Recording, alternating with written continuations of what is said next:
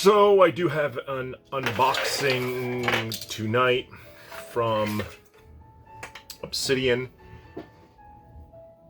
I think it's the only wine club I've remained active in. I will be buying more Carlisle wines, but kind of on a break from some Zinfandels.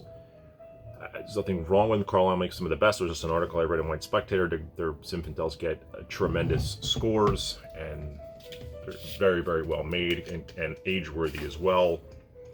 But just exploring other things and buying more of these aged whites, and I suspect there's a fair amount of aged whites in this box, at least I hope there is. In the meantime, I am enjoying a white that I talked about the other day again. So the Frog's Leap Chardonnay Shell and Stone, just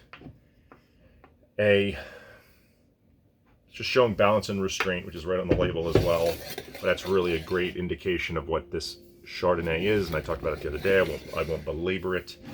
Then I was in the mood for a little bit of a lighter red, but in Italian, so I went with a Chianti Classico. It's 2020, so it's very, very young. Pogorino.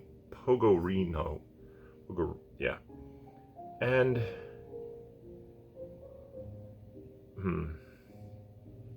price isn't on here. So I thought I bought it from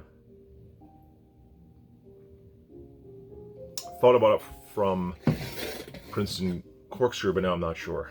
So I don't know anything about the 2020, but this is a super young Chianti. It smells a little rustic, so it brings me to the old world, France, Italy.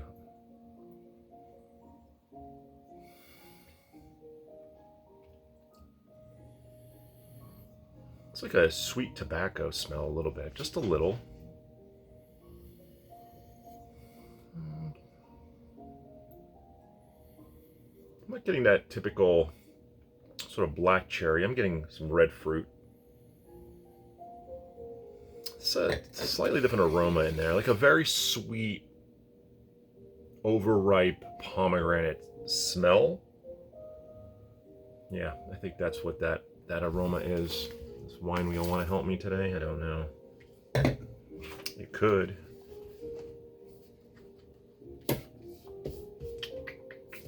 Don't know, but don't really want to get into it. This is more about an unboxing today than anything.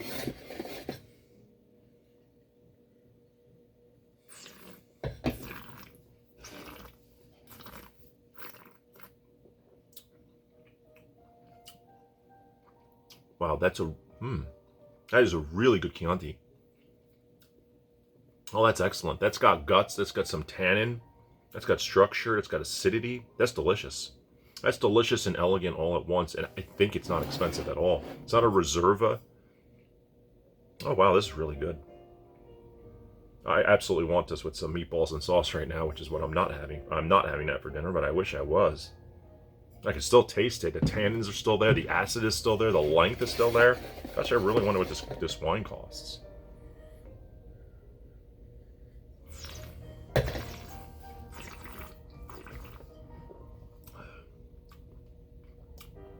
Got some of the sour fruited, sour cherries that I might get that typically from Sangiovese.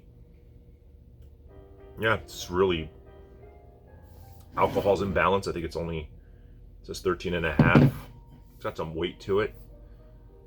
This is a really exceptionally made Chianti Classico, especially in a young vintage like this. I've been still trying to find the 2016s because they were just such a good vintage out of Tuscany, and I don't know anything about the 2020, but that is terrific. Really, really like that. That's gonna rate high for me. So let's see what we got in the unboxing today. First, we got the Slope Obsidian's Cab 2019. Is anything worth mentioning here? Just a high elevation and 100% Cab. So nothing else but Cabernet in here. I am pretty sure I had one of these and it was exceptionally good. This is young, 2019, an amazing vintage out of Napa. Oh, was that the 18 was amazing vintage out of Napa. 19 probably is too. But there's a red right there. Okay, this I had. It's called Suitcase Clones, and the story goes that they took a planting from France and brought it here, at least so the story goes. And I thought this was 100% also, but it doesn't say. I had one of these, and I think it was the 19, and it was amazing. It was amazing. One of the best cabs I've had from Obsidian. It's up there with the Half Mile. I don't know head to head which one would be better, but I really, really did. They even said this was supposed to be a lesser alcohol, lesser unctuous style, but I thought it was elegant but delicious and unctuous as well. It had everything. It was fantastic. I think it was the 19 vintage, but I'm pretty sure I got 2 of these because I liked it so much. And it's not something I think they're going to make a whole ton of. I mean, they could. I don't know. But it's called Suitcase Clones. Terrific. Really good. Really good. So there's 3 reds. That's another one. So I think this is a 12-pack in here. But I have 13, I think, total. So I have a special wine that I ordered. Here's some whites, and I think this is going to be a common theme. Again, I bought a number of these already. Oh, I didn't know I had more than 12. So this is the 2012 Poseidon Vineyard Estate-Grown Chard. You know, Chard 11 years on it. These were all hit or miss in a sense that some tasted young, some tasted super old, which were great. Some tasted somewhere in between. It was amazing. Most did taste like they were pretty old and aged, and I loved that aspect of them. I thought the 13s were better than the 12s. And then I had one of the higher end, one of their named vineyards, I think Boone's Fly, and that was unbelievable. And look what I just grabbed out of the box. Like, I say it and then it happened. That is just wild. So this is the Boone's Fly, Poseidon's Boone's Fly Hill. This is Carneros, and I think the alcohol is pretty 14, so it's a pretty high alcohol, but it's a 2015, so not as old as the 13, but still got some age on it for a Chard. I'll be tempted to sit on that. Will I be able to? I don't know. I do have some of these, so another 12, same one, so I can enjoy those while I'm waiting for a few others to age. But I can see myself always or buying my way through all the aged Chardonnay that these folks have in their library selection.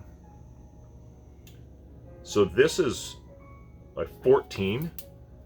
So another one, Poseidon Vineyard, 2014. So slightly younger, but not by a whole lot. They changed the label, it looks like, at some point. I think between 12 and 13. Another Boone's Fly. I guess about 2 of the 2015s. Didn't really remember. Maybe these were the oldest of the Boone's Fly. I don't know. I think they had a 14, but I don't know if I have one in here or not. I guess we'll find out as I get lower. Oop. Smashed one bottle into another. What do we got here? Another one. This is another 15. I got 3 of these. I didn't remember that, but I'm not complaining. This Chardonnay from this vineyard, this Boone's Fly Hill vineyard, was amazing. I think I had a 13, and it was just so good. One of the great California Chard, aged California Chards I've had. So, oh, it's got a slightly smoky aroma, a slight smoked meat aroma.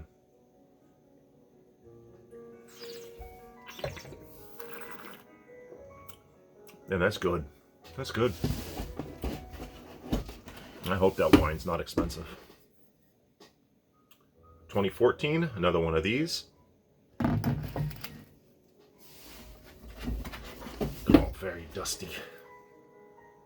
2014, another one. So it's a common theme here. I wanted aged white. So we're talking 1, 2, 3, 4, 5, 6, 7, 8 whites right now. 3 reds. So I really went heavy on the aged whites, which is what I wanted to do. And then I just got their standard bottling. Their 2019 standard estate grown cab. I think this wine in the 30s is one of the great Cabernets you can buy for the price. let it decant. I think the 17 is what the first vintage I ever had from them. I've had a 16. 16 was just as awesome, if not better than the 17. I feel like the 16 is better than the 19. Maybe did that the 19 is still a little bit young. Probably is. Probably needs a little bit of bottle aging, but even that is really good. I think they need a good amount of decanting, especially that one. Let it decant for like an hour. After 2 hours, it's unbelievable. All these other aromas and flavors come out of the wine. It's pretty awesome. So that is those 12 bottles, a lot of duplicates. And then one additional. They had a special release, and this is called The Leaf, and this is 2019, and really it does talk about there's no such thing as a perfect vintage, but this thing just met the desires of the season, everything about it. It's a single cask and only 120 cases produced of this wine. It was expensive, the most expensive Obsidian wine I've bought to date. I think it was over $100. I assume this is going to be something truly special when I open it one day. High elevation. I assume it's just some specific vineyard, one specific barrel just really was exceptional, and maybe got extra oak treatment, maybe it didn't, but either way, it wasn't even something that was really offered at, obviously. They sent this little advertisement. I read the advertisement. I then emailed the person that I've been ordering some of these library wines from, and they said, oh yeah, absolutely, here's what it costs, and if you want, some. I said, I just, want one. It's an expensive wine. But I did want one. I do like what I'm getting out of Obsidian. That's why I upped my membership to the 12 bottles twice a year. So 2 cases. It's, it is what it is. These wines are not that expensive for what you get. The quality of these aged whites and these cabs are unbelievable. The Petit Verdot was unbelievable. They have a Malbec that I've been debating on maybe trying. We'll see. And yeah, really enjoying their wines. And I ripped through the whites that I had. Those aged whites, I just tore through them. And I'm probably going to tear through these 12s. Hopefully a little slower. That's why I bought these weekday whites that are all young and crisp and acidic and lively, where those have all those aged white wine characters, marzipan and other things, marmalade and dry. But, as these whites age, they kind of they feel bigger in the mouthfeel, but they absolutely get darker and richer in a different type of way. Start getting this honey wax type of aroma and taste to a degree as well, depending on how old, but something I really absolutely love. So hopefully I can contain myself, not drink a lot of these too quickly. I think I'm gonna open up a suitcase. Next time I have a good steak, I'm definitely gonna open up a suitcase clone, since I have 2 and I think I still have 1 left. I just want to have it again. It was just that good. I felt even like young. It was that good. I don't want to overage too many of my cabs, although when I had that 20-year-old Martha's Vineyard, now granted, Martha's Vineyard, Heights Cellars Martha's Vineyard is one of the great California wines. It was unbelievably good. Unbelievably good. But it was 20 years, and I just didn't still think it was going to have that level of structure. That could have aged longer. It had tannin, it had acid, it had bodied. It didn't look like a very 20-year-old wine. It was perfectly kept, but I think all these perfectly kept can go a long way. I don't want my red wine to get lose so much tannin and so much acid where it's just kind of a shell of itself, where it's sort of beyond its years. But they do age well, and most of the reds I've aged have been a great surprise. So maybe I will do so if I have the patience. If I had more space, more capital, probably could do it. But we live within our means, drink within our means, enjoy these wines within our means. So with that, have a good night.